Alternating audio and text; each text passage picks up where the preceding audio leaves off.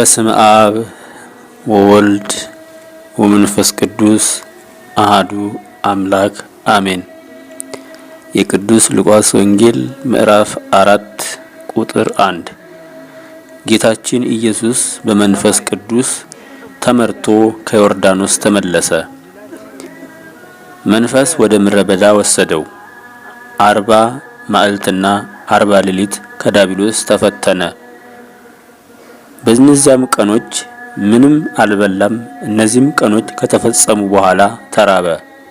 ዲያብሎስም አንተ የእግዚአብሔር ልጅ ከሆንህ ይህን ድንጋይ እንጀራ ይሁን በል አለው። ጌታችን ኢየሱስም መልሶ ሰው የሚኖረው ከእግዚአብሔር አፍ በሚወጣ ቃል እንጂ በእንጀራ ብቻ አይደለም የሚል ተጽፏል አለው።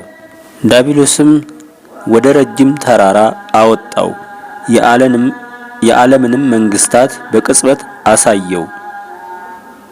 ዲያብሎስም እንዲህ አለው፣ ይህን ሁሉ ግዛት፣ ይህን ሁሉ ክብር ለአንተ እሰጥሃለሁ፣ ለኔ ተሰጥቶኛልና ለወደድሁትም እሰጠዋለሁ።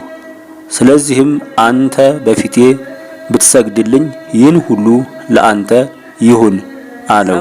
ጌታችን ኢየሱስም መልሶ አንተ ሰይጣን ከኋላዬ ሂድ፣ ለእግዚአብሔር አምላክህ ስገድ እንጂ ለእግዚአብሔር አምላክህ ስገድ፣ እርሱም ብቻ አምልክ ተብሎ ተጽፏል አለው። ጌታችን ኢየሱስም መልሶ አንተ ሰይጣን ከኋላዬ ሂድ፣ ለእግዚአብሔር አምላክህ ስገድ፣ እርሱንም ብቻ ልታመልክ ተጽፏል አለው። ወዲያውንም ወደ ኢየሩሳሌም ወስዶ በቤተ መቅደሱ የማዕዘን ጫፍ ላይ አቆመው፣ እንዲህም አለው፣ የእግዚአብሔር ልጅ ከሆንህ አንተ ራስህን ወደ ታች መር በል ውረድ፣ በመንገድም ይጠብቁህ ዘንድ መላእክቱን ስላንተ ያዛቸዋልና እግርህም በድንጋይ እንዳትሰናከል በእጆቻቸውም ያነሱልሃል ተብሎ ተጽፏል አለው። ጌታችንም መልሶ ፈጣሪህ እግዚአብሔርን አትፈታተነው ተብሎ ተጽፏል አለው።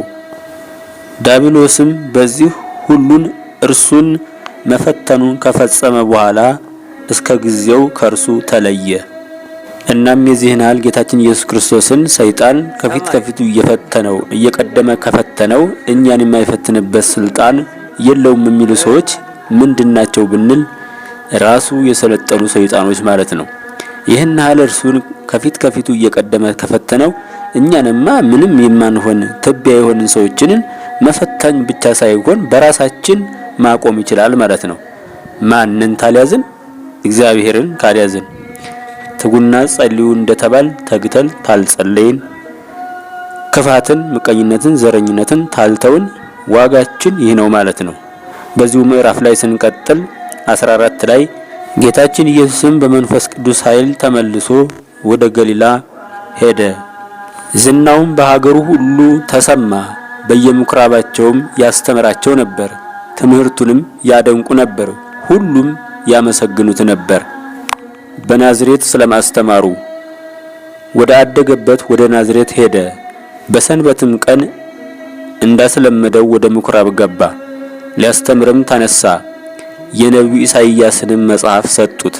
መጽሐፉም በገለጠ ጊዜ እንዲህ የሚል የተጻፈበት ስፍራ አገኘ።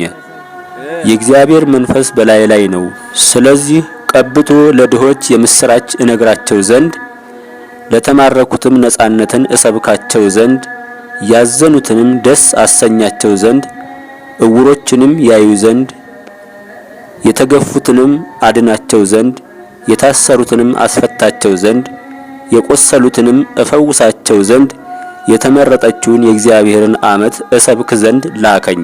መጽሐፉንም አጥፎ ለተላላኪው ሰጠውና ተቀመጠ። በምኩራብ የነበሩትም ሁሉ ዓይናቸውን አተኩረው ተመለከቱት። ለምን አተኮሩት? እርሱም የዚህ መጽሐፍ ነገር ዛሬ በጆሮአችሁ ደርሷል፣ ተፈጸመ ይላቸው ጀመር። ሁሉም የነገሩን መከናወን መሰከሩለት። የአንደበቱንም ቅልጥፍና እያደነቁ ይህ የዮሴፍ ልጅ አይደለምን ይሉ ነበር። እርሱም ባለመድኃኒት በውኑ ራስህን አድን፣ በቅፍርናሆም ያደረግኸውን እና የሰማነውን ሁሉ በዚህ ሀገርም ደግሞ አደረግን ብላችሁ ይህችን ምሳሌ ትመስሉኛላችሁ አላቸው። እንዲህም አላቸው፣ እውነት እውነት እላችኋለሁ ነቢይ በሀገሩ አይከበርም። በነቢዩ ኤልያስ ዘመን በምድር ሁሉ ብርቱ ረሃብ እስኪሆን ድረስ ሰማይ 3 ዓመት ከ6 ወር በተዘጋበት ጊዜ ብዙ መበለቶች በእስራኤል ነበሩ። ኤልያስ የሲዶና ክፍል በምትሆነው በሰራብታዋ ወደምትኖር አንዲት መበለት እንጂ ወደ እነዚህ አንዲት እንኳን አልተላከም። በነቢዩ ኤልሳዕ ዘመን ብዙ ለምጻሞች በእስራኤል ነበሩ። ነገር ግን ከሶርያው ንዕማን በቀር ከነዚህ አንዱን እንኳን አላነጻም።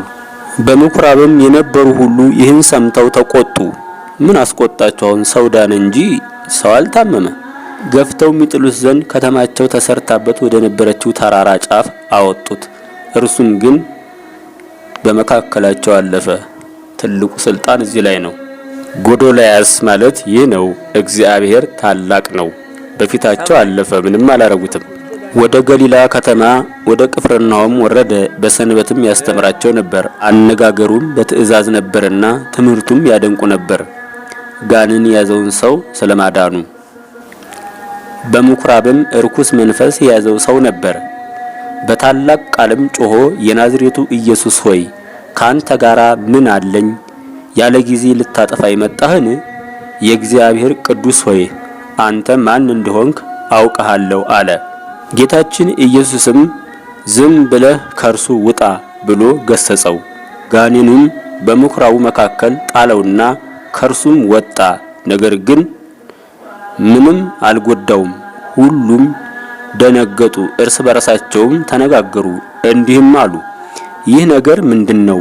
ክፉዎች አጋንንቶች በስልጣን በኃይል ያዛቸዋልና እነርሱም ይወጣሉ። ዝናውም በዙሪያው ባሉ መንደሮች ሁሉ ወጣ ተሰማም። ከምኩራብም ወጥቶ ወደ ስምዖን ቤት ገባ። የስምዖን አማትም በብርቱ ንዳድ ታማ ነበርና ስለ እርሷም ነገሩት። በአጠገቧም ቆሞ ንዳዱን ገሰጸውና ተዋት። ወዲያውንም ተነስታ አገለገለቻቸው። በገባ ጊዜ ልዩ ልዩ ደዌ ያለባቸውን ድውያን ሁሉ አመጡለት። ከነርሱም በእያንዳንዱ እጁን ጭኖ ፈወሳቸው። ብዙዎች አጋንንትም አንተ የእግዚአብሔር ልጅ ክርስቶስ ነህ እያሉ እየጮሁ ይወጡ ነበር። እርሱም ይገስጻቸው ነበር፣ ክርስቶስም እንደሆነ ያውቁ ነበርና እንዲናገሩም አይፈቅድላቸውም ነበር። ዛሬ ለምን ይናገራሉ ይባላል።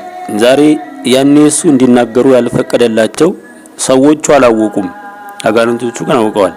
ዛሬ ሰዎቹም አጋንንቶቹም ያወቁ አሉ፣ ያላወቁ አሉ። ያወቁት ሰዎች ለሰዎቹ ጠሮች ናቸው። አጋንንቶችን እየሳቡ ወደ ሰው ያስገቧቸዋል። ስለዚህ ዛሬ አጋንንቶችን መጠየቅና ማናገር ያስፈለገው ላላወቁ ሰዎች መፍትሄ የሆናቸው ዘንድ ከክርስቶስ መርህ ተደርጎ ነው። ያኔ አትናገሩ የተባሉት አጋንንቶቹ ያውቃሉ፣ ግን የሚያውቅ ሰው የለም። ዛሬ የሚያውቅ አጋንንትም ሰውም አለ። በነጋ ጊዜም ወጥቶ ወደ ምድረ በዳ ሄደ። ሕዝቡም እየፈለጉት ወደ እርሱ ሄዱ። አልፎም እንዳይሄድ አቆሙት። እርሱ ግን ስለዚህ ተልኬያለሁና ሌሎችም ከተሞች ደግሞ ስለ እግዚአብሔር መንግሥት ወንጌል ልነግራቸው ዘንድ ይገባኛል አላቸው። በገሊላም ምኩራባቸውም ይሰብክ ነበረ። እንግዲህ እንዳየነው ነው። ጌታንም እንዳትሄድ እያሉ ይይዙት ነበር ያኔ ሰዎች። ዛሬ ሰው ቢያዝ ለምን ይገርመናል? ሰዎች ሰይጣኖች ሆነዋል፣ ሰይጣኖችም ሰው ሆነዋል። ለምን? ከሰው ጋር ተስማምተው ሰውን እያጠቁ ነው። ያዦቹም ሰው የሆኑ ሰይጣኖች ናቸው፣ ገዳዮቹም ሰይጣኖች ናቸው። ዛሬ ሰይጣንና ሰው ህብረት ስላላቸው ቅዱሳንን ለማጥፋት ያላቸው ጥረት የሚከለከለው በሰው ነው። እግዚአብሔርን የያዘ ሰው ቅዱሳን ነው። አስተምሮትንም የሚያካሄዱት ቅዱሳኖች ናቸው። ቅዱሳንስ በሰው ዘንድ የለም። ዛሬ ምን ቅዱሳን አለ? ዛሬ ቅዱስ ሰው የለም የሚሉ ሰዎች በዝተዋል።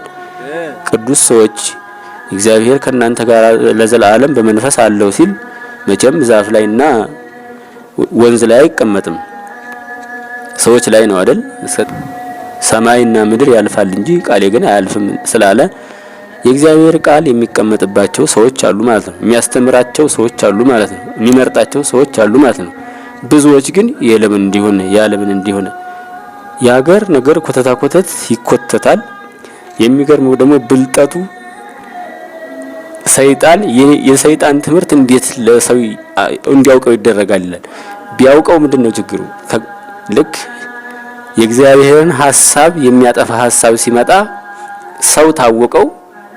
እኔ ለምሳሌ የመተት አድራጊ ቢሆን ይህንን ታሪክ ሲነገር ለምን እንደመጣው እንዴት እንደመጣው ታወቀ አንድ ሰው በጸሎትና በሚያውቅ ሰውኛው ይከራከራል ማለት ነው። ዛሬ ለምን እንዴ መተትን ለምን ያስተምራሉ? አስተማሪዎቹ በስውር ያስተምራሉ፣ በግልጽ ሲነገር ደግሞ ይቃወማሉ።